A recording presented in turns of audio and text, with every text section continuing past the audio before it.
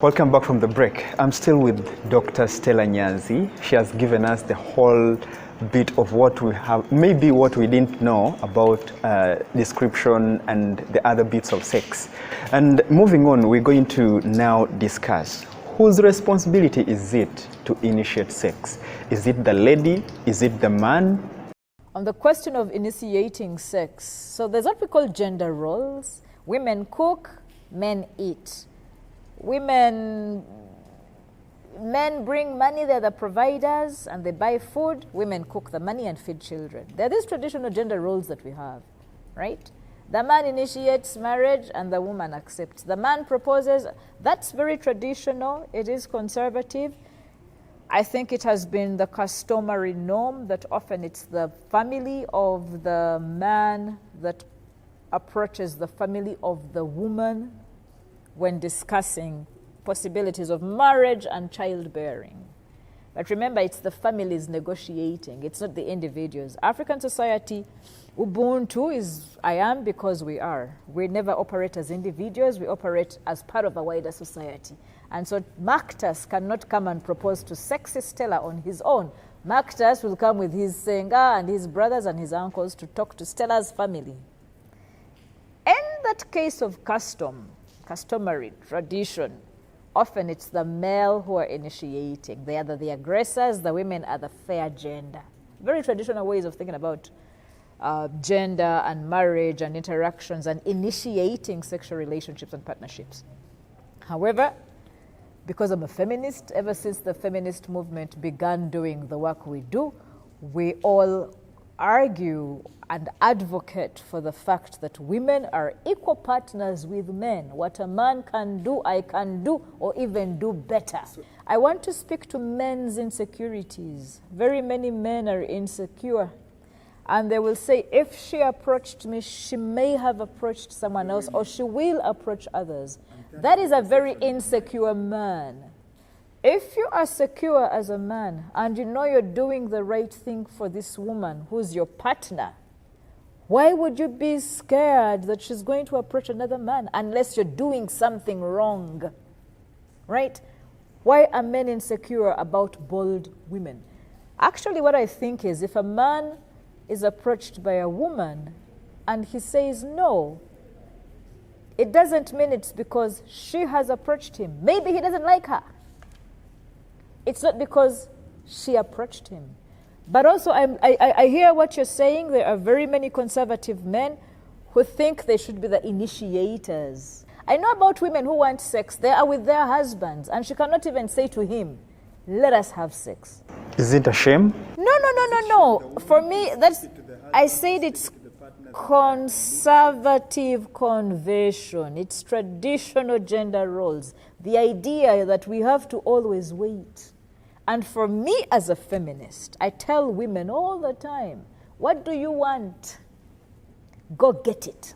There is nothing wrong with you initiating. There is nothing wrong for you giving indications. Many times women are told, don't vocalize it.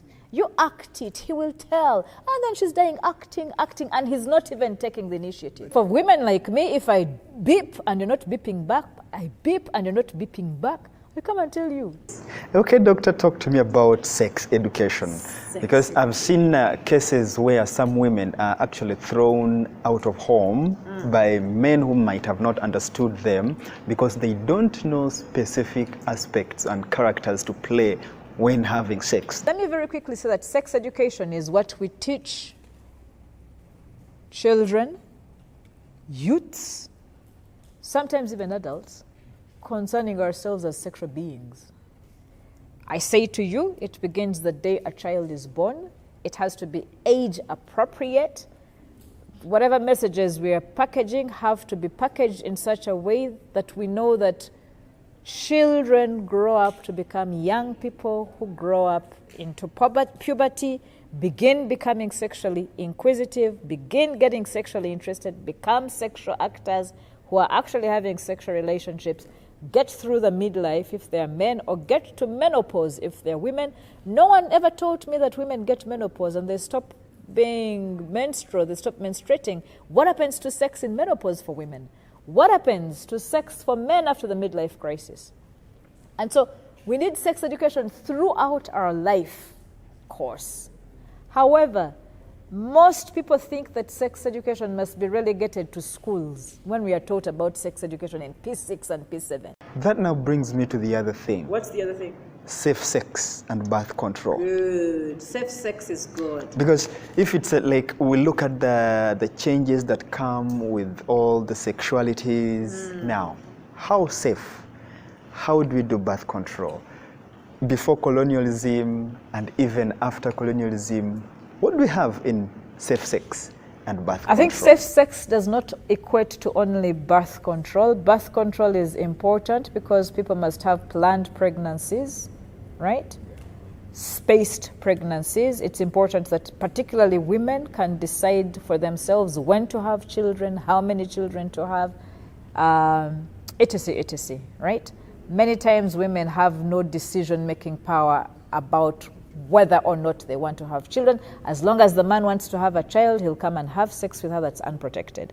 I know men who've taken their wives off contraception and family planning simply because they want to conceive and have children. Sometimes the frustration comes from the woman just having daughters. My mother had only 4 daughters. She never had sons.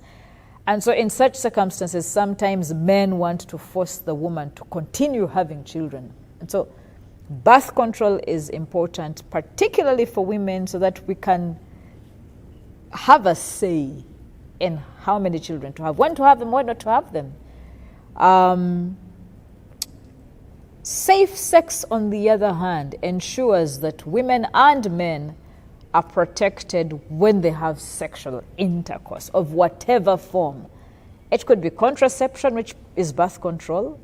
It could be safety in terms of preventing UTIs and STIs and HIV, right? Transmission of HIV.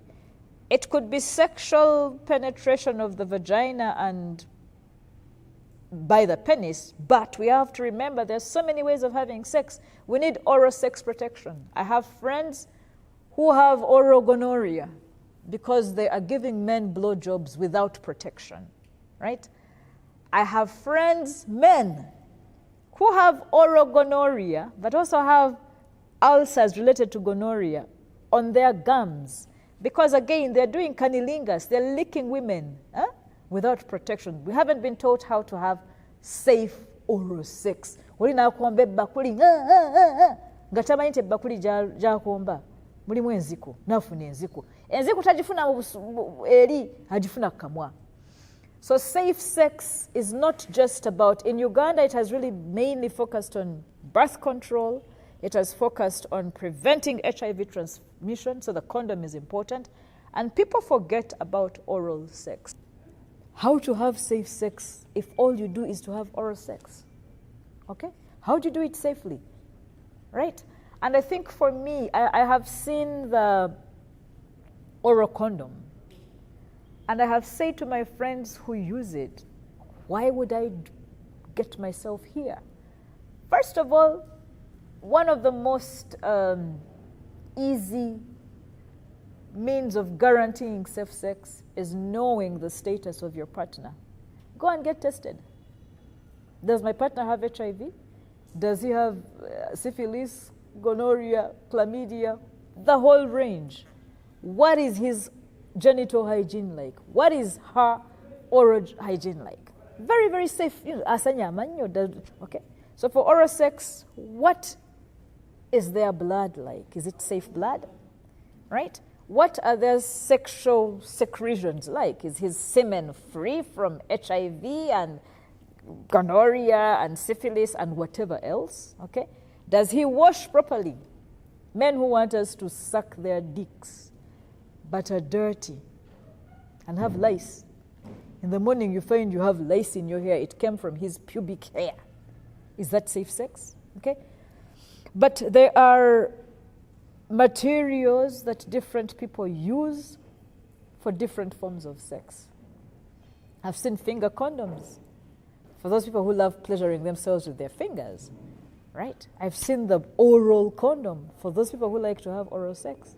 Let's wind up this, Doctor. Your last remarks. To be here talking freely about sex, I want to say that for women, many times sex is a taboo subject. We are not allowed to talk about it. We are ashamed when we talk about it. And I think that for me, one of the most liberating experiences I've had this year is talking with you, Marcus, talking freely about sex and talking without inhibitions. I think our problem in Uganda is we think it's okay for men to talk about sex, but when a woman talks about sex freely, she is shamed.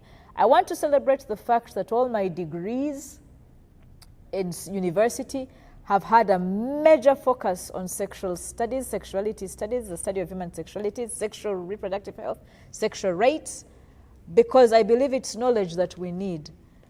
I want to encourage young men and young women out there who are having sexual relationships to enjoy yourselves safely, because sex is a gift from God. It's not a bad thing.